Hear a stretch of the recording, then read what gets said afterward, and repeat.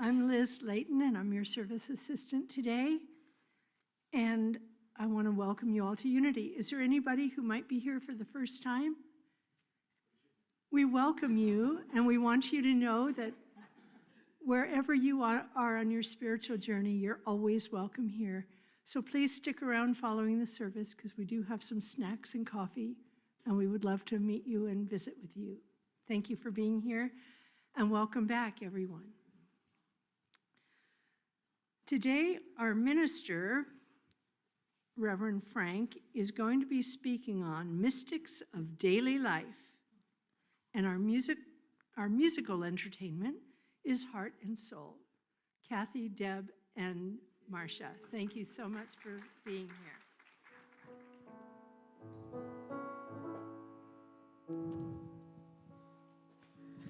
We are holy, holy, holy. We are holy, holy, holy.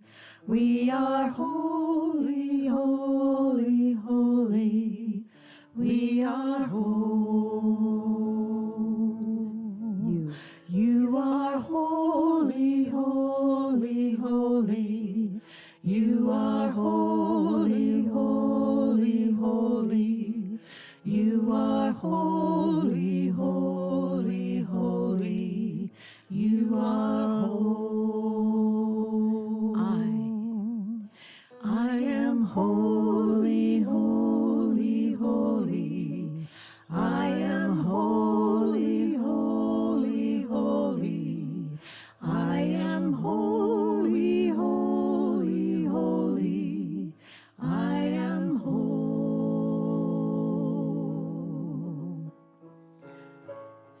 Spirit divine, come to me, feeling love, healing me. Open my heart,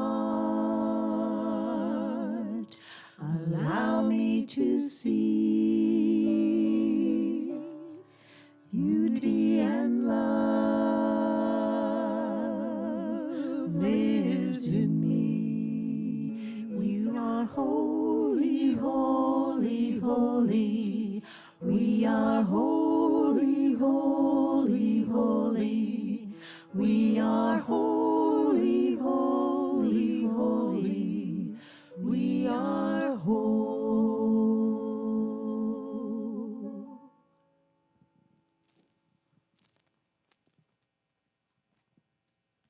So I invite you into a time of prayer. And today I asked those of you who come, you know, usually the service assistant does this part.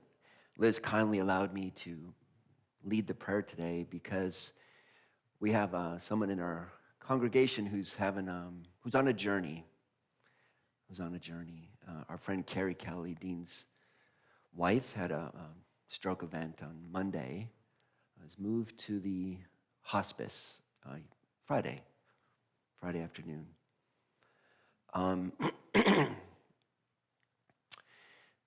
The hospice, if you've never been there, is a beautiful, restful place.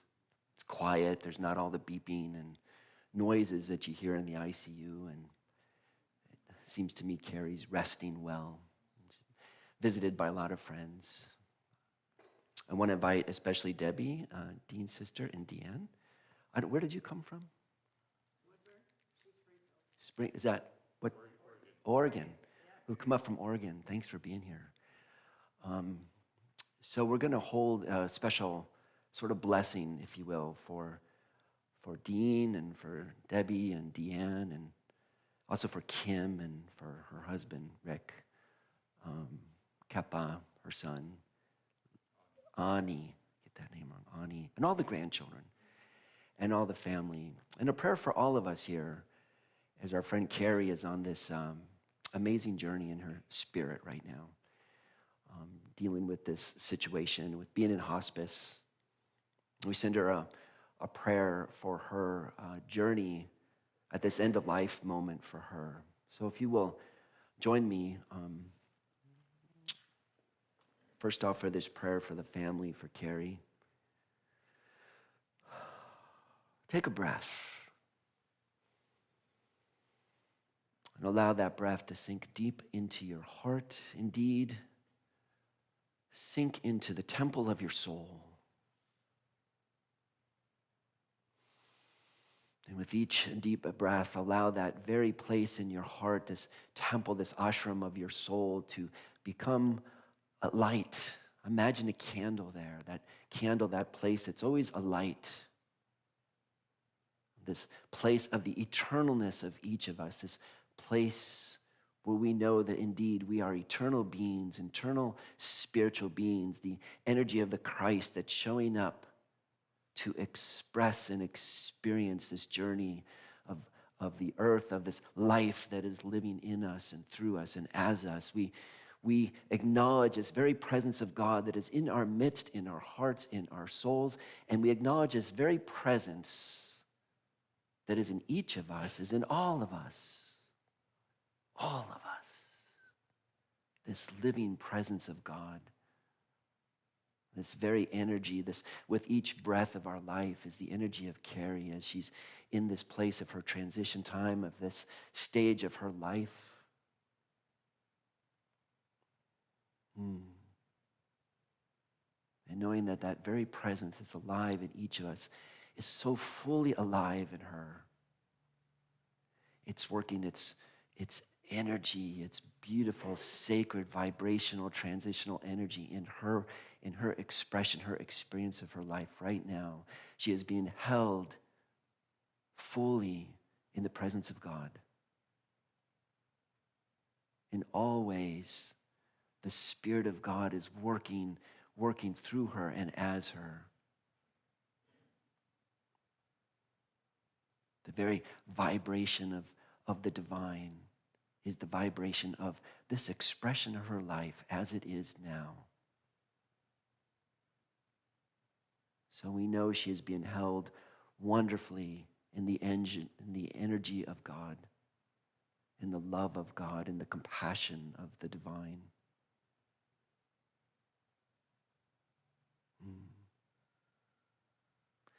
We see her filled with that bright, beautiful energy. We have known this woman, this friend of ours, for years here. Her joy, her enthusiasm, her exuberance, her curiosity, her laugh, her hats. She loves coffee. How could you not love that? This beautiful, wonderful person, this friend of ours, Carrie, we bless her. We send her this love and this companionship. We know that as her candle burns bright in this final stages of this expression of her life, we too feel that with her. We vibrate with her. We send her our energy. We send her our love. She's part of this community, and the community sends forth energy and prayers for her transition time. God, and we love that woman. I love her. What a beautiful soul. If you would, rub your hands together. Feel the energy. Feel that light and that love of the presence of the divine within you. And extend your hands out now over Dean, Debbie, and Deanne. Allow them to receive that energy of love. Friends, we bless you. We send you our loving energy from that very place of our souls that knows the truth of our eternal nature. That the very presence of the divine is here in this community and within each of us. We send that very energy out to you for the assurance that Carrie's being held in the divine hands of God.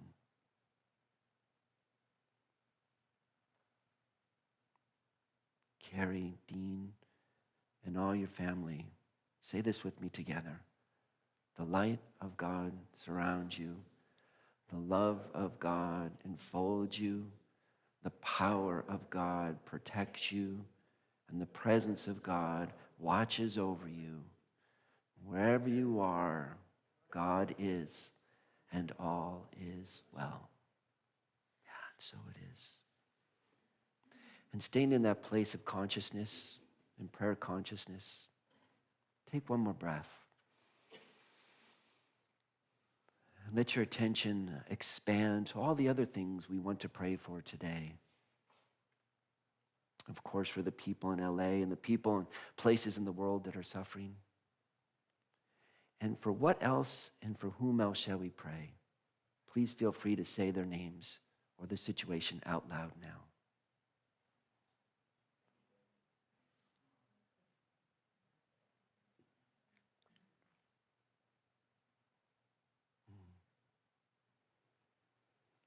And for all these people and for all these concerns that we've mentioned that are in our hearts and just alive in our hearts, we open them up at the altar of our souls. And we say, divine essence, the power of God, have mercy. Have mercy. Show us the compassion you've promised. We know it's the truth of us. We know it's the truth of you. Mercy, compassion, love. Lift us up now. Lift them up. Allow your mercy, compassion, energy, transformative love to be the truth of the presence of our hearts in all these situations. And so it is. So it is. And now, sitting in this space of prayer, we turn our attention to a time of meditation. And as we go a little deeper into our time of reflection, take a deep breath and slowly release.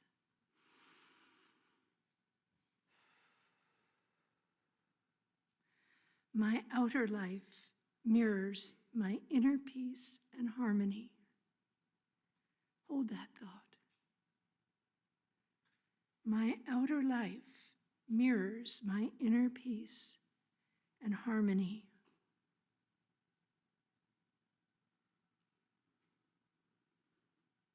The circumstances of our lives often reflect the state of our minds. If I think I'm stuck, I'm out of alignment with my values and my spiritual practices. I prayerfully look into my mind and heart.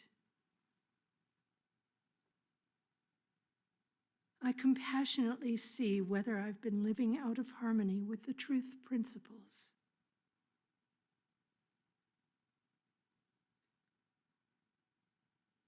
If I harbor resentment toward another person or situation, I consider if I'm living from a place of fear rather than faith.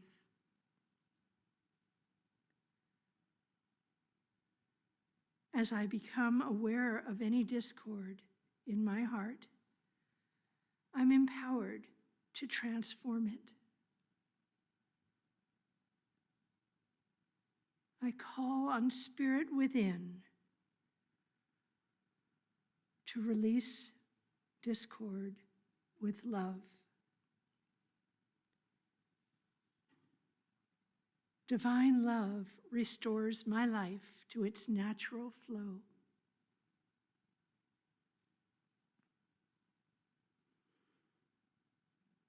And as I become more aligned with my highest self, my relationships with people and situations become radically more harmonious. When I take a moment to embrace our oneness, I am at peace.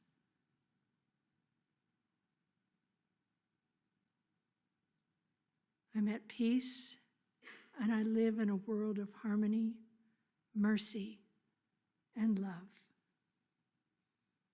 And so it is.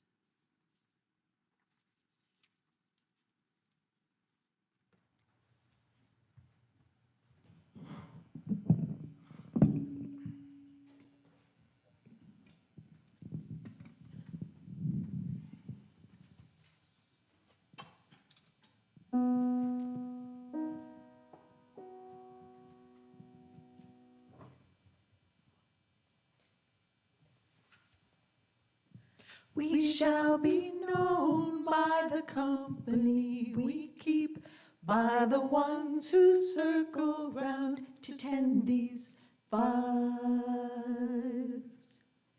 We shall be known by the ones who sow and reap the seeds of change alive from deep within the earth.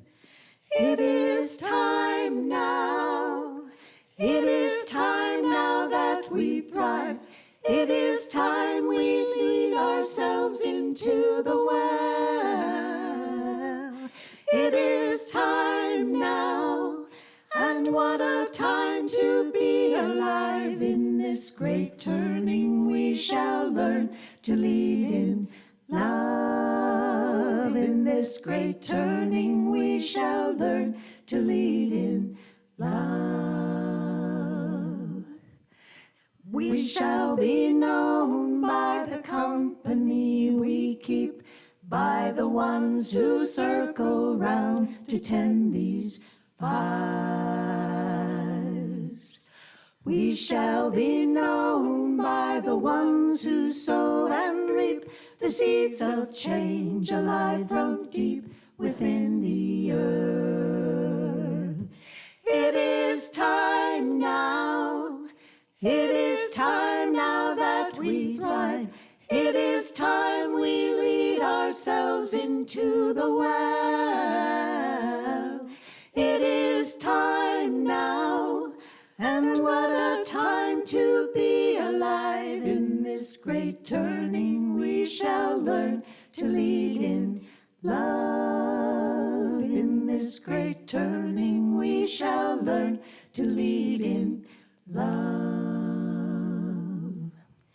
We shall be known by the company we keep, by the ones who circle round to tend these fives. We shall be known by the ones who sow and reap the seeds of change alive from deep within the earth. It is time now. It is time now that we thrive. It is time we lead ourselves into the well. It is time now, and what a time to be alive. In this great turning we shall learn to lead in love. In this great turning we shall learn to lead in love. In this great turning we shall learn to lead in love. In this great turning we shall learn to lead in love.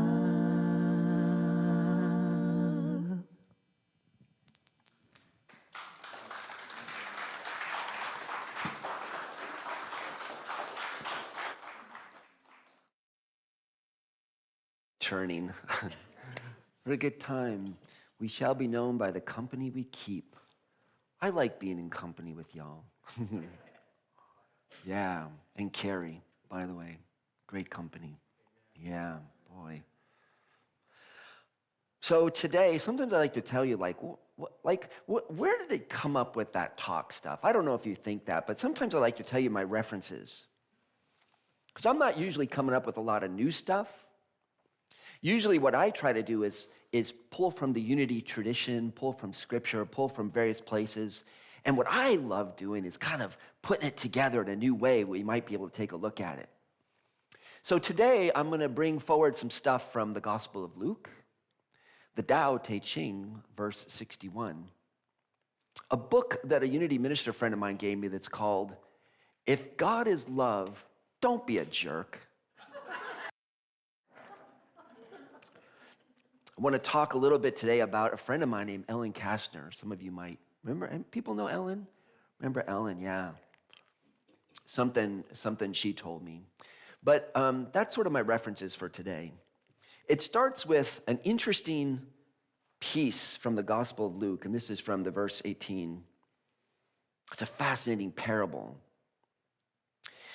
This is what Jesus said. He told a parable to some who trusted in themselves that they were righteous, but they regarded others with contempt.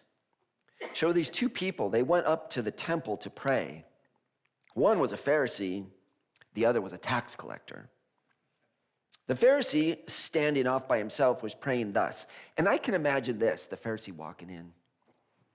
And here's God, putting his hand around God's shoulders, looking out at the others.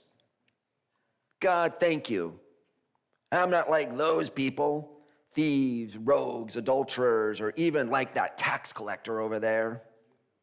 I fast twice a week. I give 1/10 of all my income. Right? Right, God, we're the good ones. Meanwhile, over here, tax collector. He's standing far off. This person would not even lift their eyes up to heaven. They were beating their breast. They said, God, please just be merciful on me. Please just be merciful. Please be merciful. And Jesus said, I tell you, the man went down to his home justified rather than the other. For all those who exalt themselves will be humbled. All those who humble themselves will be exalted. All those who humble themselves will be exhausted. Ellen, exhausted, exalted. Thank you. Thank you for the laugh. I would have gone right over that. Humility. Yeah, it's exhausting. Humility, yeah. Mercy. A prayer that we have a little compassion, starting with ourselves. Now, a historical context, you got to realize that this tax collector, can you imagine? I mean, the Romans just rolled in and rolled out the whole area. They took over, and there was no law. If you were someone like Jesus or the people he was speaking to at the time, knew full well that anytime Roman soldiers wanted to walk into your town and kill and steal or do whatever they wanted, they were going to do it, no consequence. They ruled the place with an iron fist. They didn't like those guys. It wasn't fun living under this oppressive Roman government. And furthermore, the tax collectors were like your own people. So can you imagine someone, you're living under this oppressive government, and then one of your own people, one of your own friends who's living, decides to join with them and go around and collect taxes from you to pay the Romans to continue their oppression against you. How dare that tax collector show up in the temple to pray? Yeah, God, how dare that guy show up? I mean, we're the right ones, right? We know we're doing the right thing, wearing the right clothes, doing the right tithing. I mean, and here's the funny part. I've probably done 30 sermons that said just what this Pharisee said, and the extent of we're living in this vibration of the divine. And so if we're connected into the eternal, into this divine vibration, and we live that energy out in the world, what does that look like? What are our spiritual practices? How do we live that? What does it look like in the world? How do we show up? What's ours to do? And this Pharisee has done all that. He says, I got it. I tithe, I wear the right robes, I've got it down. And yet he was the one that said, no, you're missing it, man. You're missing it, woman. You're missing it, person. You're missing it. This tax collector who, oh man, what a creep. Really? You're going to go collect taxes and, support this thing? And he knows it. He knows it. He's off in the far back of the room, like sneaking in and going, I'm looking for mercy. I'm scared. I know I'm not doing it right. I know I'm messing up. I know I haven't figured it out. Maybe I don't have all the courage I need to do the right thing. But God, please have mercy. Have mercy on me. I know I'm not doing it right. So Ellen Kastner, this friend of mine, when she tells a story when she was a little girl, she was under Nazi occupation. Many of you have heard this story. I'll share this with you. So her family says to get her out of the city, they're in Sweden, I believe. Was it Sweden? Norway. They moved her out to this country, this farm where a lot of the kids went to escape the bombing and sort of the inner city conflict. So she goes out to a farm, and then she finds out only later that the farmer is in the resistance. So one day, the Nazi trucks roll in, And they line up and they line everybody up. And they said, where's the farmer? And he's hiding, he's running for it. And they forced her at gunpoint to go help find the guy. And she goes in, and when she's in the barn, she says, after this is all unfolding, she sees this young soldier, this Nazi soldier. He's kind of crying, and she goes, what's wrong? And he goes, I just found out that my parents were killed in a bombing raid back in Germany. So Ellen decides,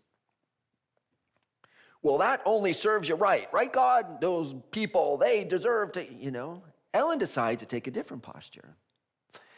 And at the time, they didn't have much food, and Ellen said they weren't receiving much at all. But they'd had a party, and they had some cake. Ellen's a kid, right? So she goes, well, I'm going to save my cake for later. And she hid her cake, and she was going to have a special meeting. So she goes and she gets her cake, and she brings it over to this young Nazi soldier and gives him her cake. And he eats the cake. And then later, the Nazi soldiers rounded up everybody on this farm and loaded them all into a truck and drove away, except for Ellen. They left her behind in the barn. I asked her, you were a kid. How did you get home? She goes, I just started walking the direction I thought I could walk, and I found rides, and I found cars, and eventually I found a bus, and I finally got back at home, and I stayed there. And she said it was such a crazy time. She goes, when you walked out your door, you had to look around, in fear.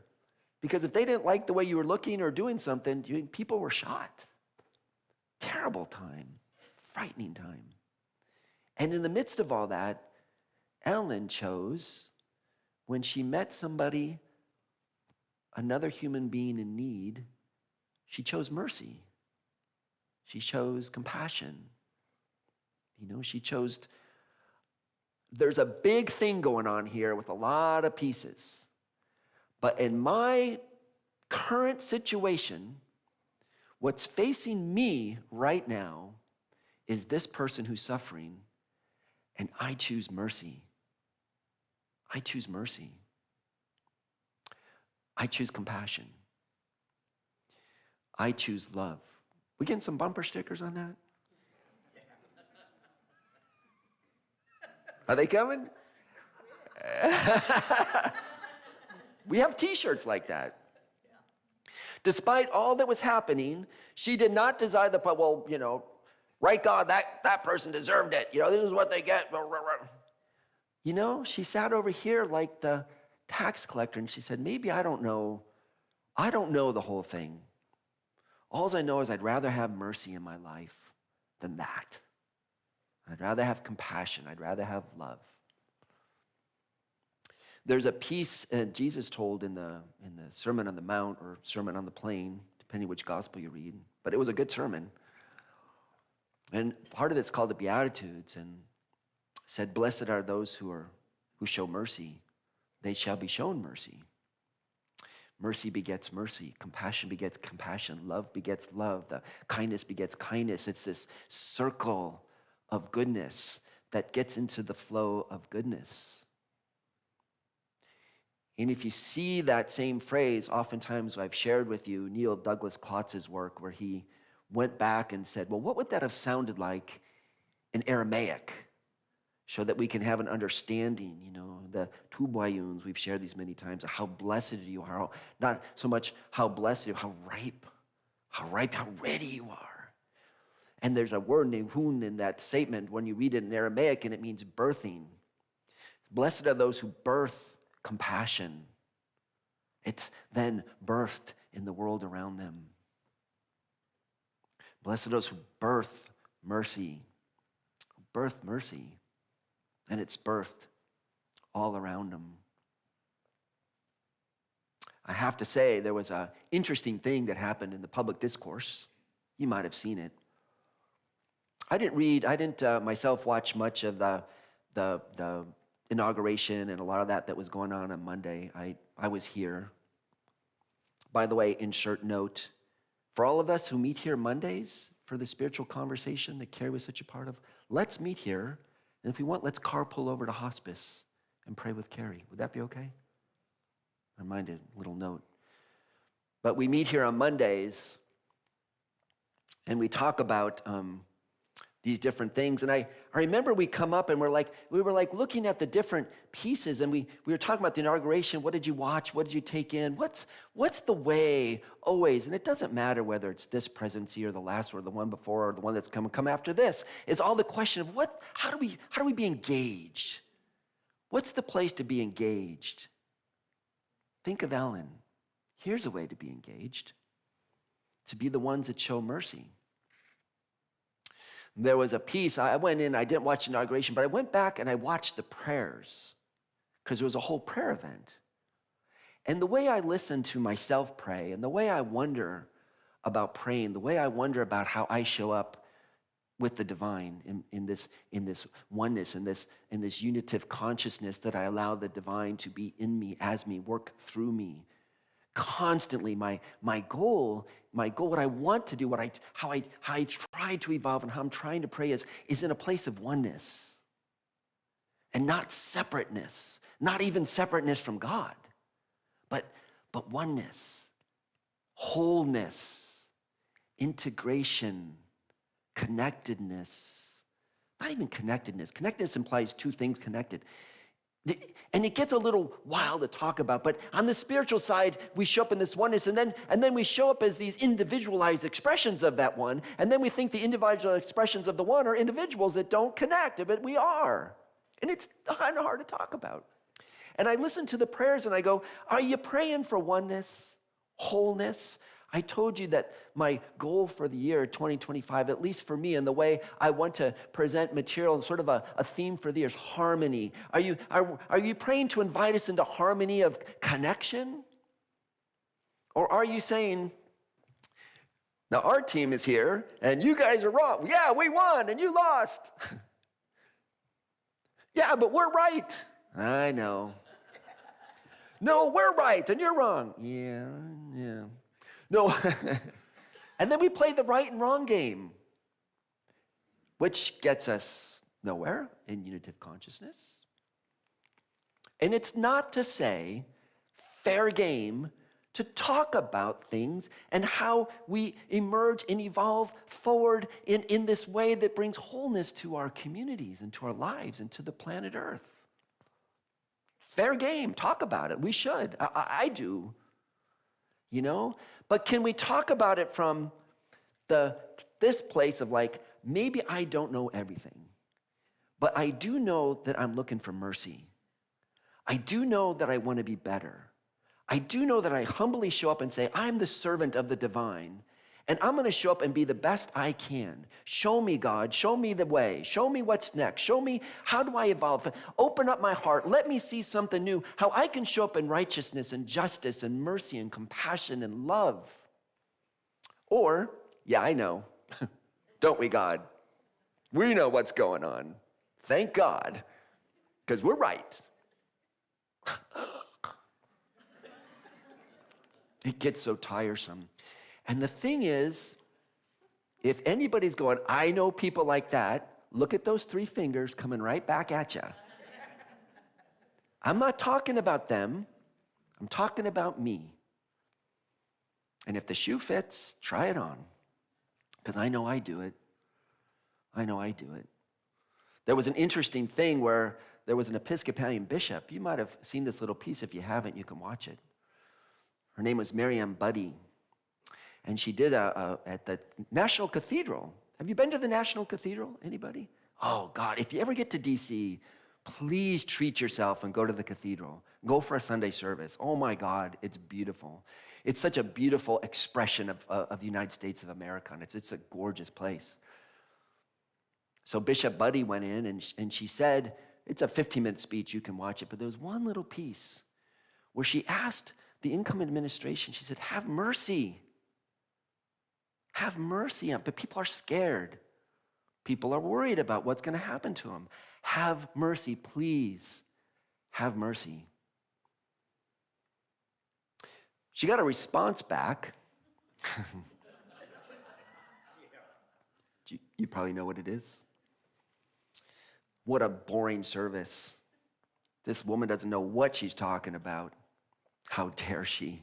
And some other things that were actually crass. She owes me an apology for asking for mercy. Have mercy. I know there's things I'm not doing right. Have mercy on me. I want to do better. I'm showing up. The energy of mercy, the energy of compassion, the energy of transformation. She was on the news again the other day, and she said, what do you think about that? She says, I pray for the president, whoever the president, I pray for them daily. I wish them nothing but the best. You know, I'm a minister of the gospel. And we talk about mercy. That's a critical part of what we're doing.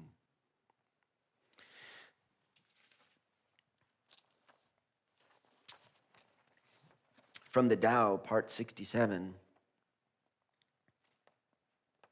I have 3 treasures. Why I have 3 candles. Were you wondering? Those of you who come here often know there's a reason for everything on the table. I have 3 treasures. This is from the Tao Te Ching, which I hold fast and watch closely. The first, mercy. The second, moderation in all things. The third, humility. Yeah, it's not hard to jump between the Tao and the gospel and the Tao and the gospel, is it? Boy, I just find this ancient wisdom. There's a certain truths of our humanity that come through over and over. For mercy, I love this. Those who show mercy find courage.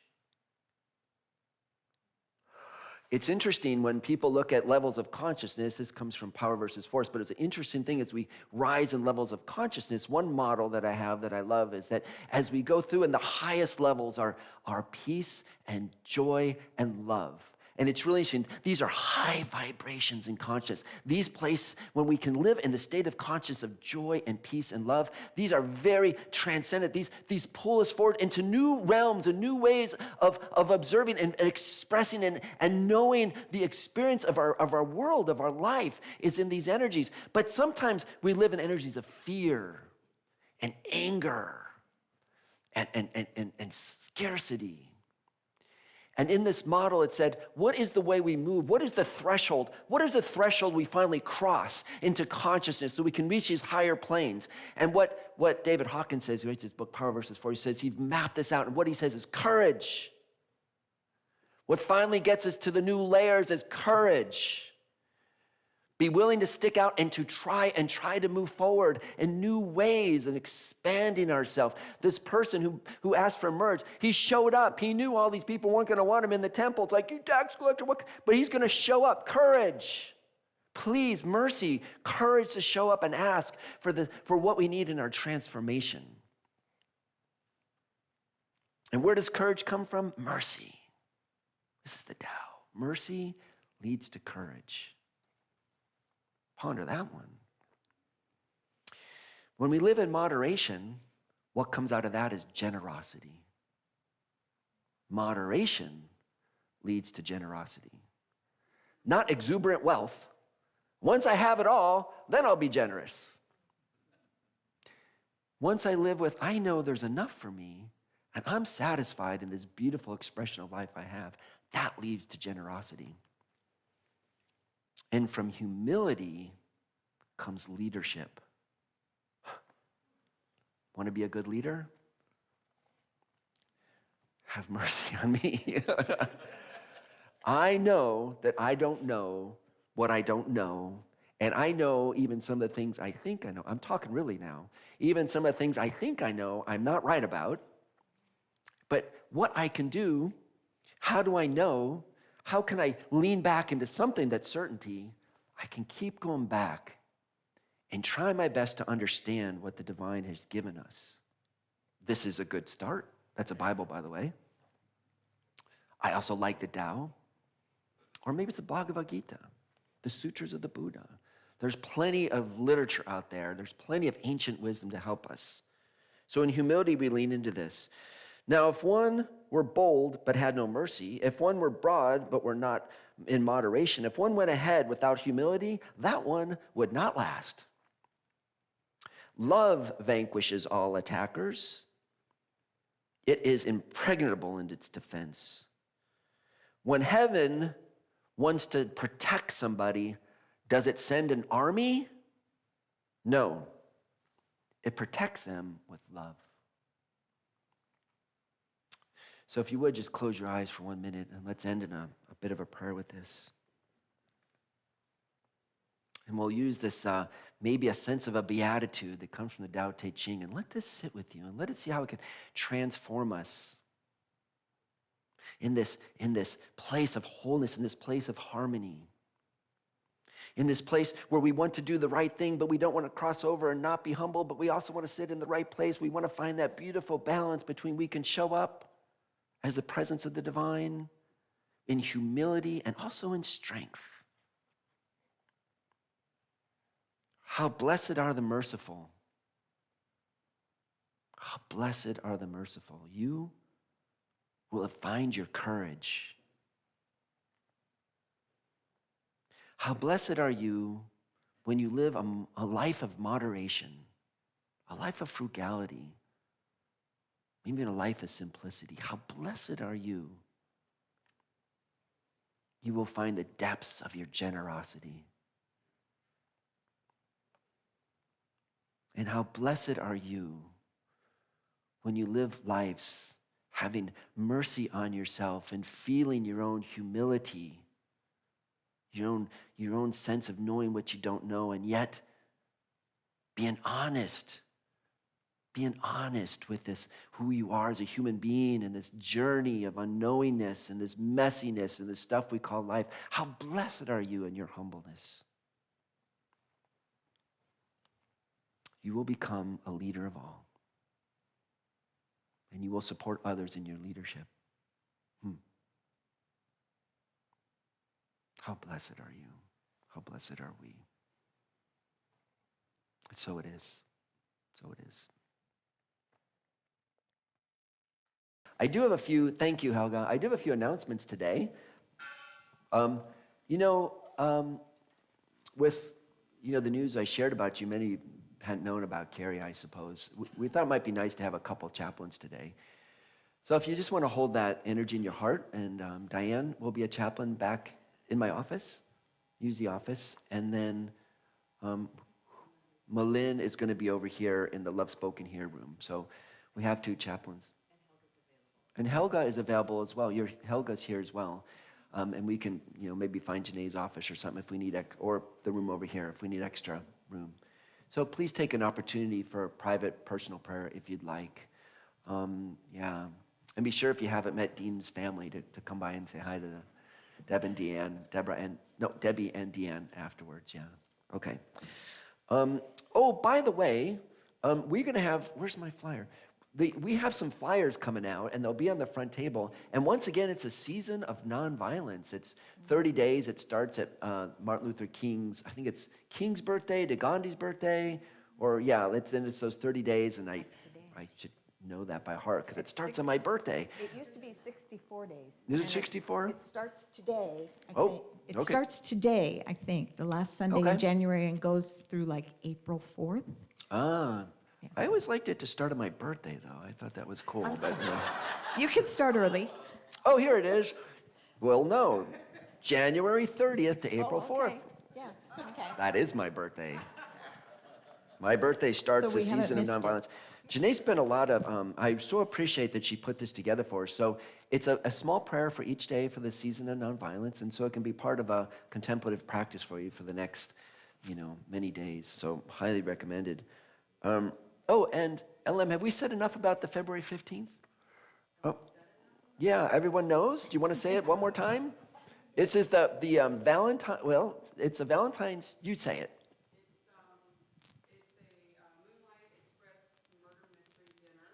Moonlight Express Murder Mystery Dinner. And you can turn it into a killer date night. It's going to be February 15th from 5 to 7.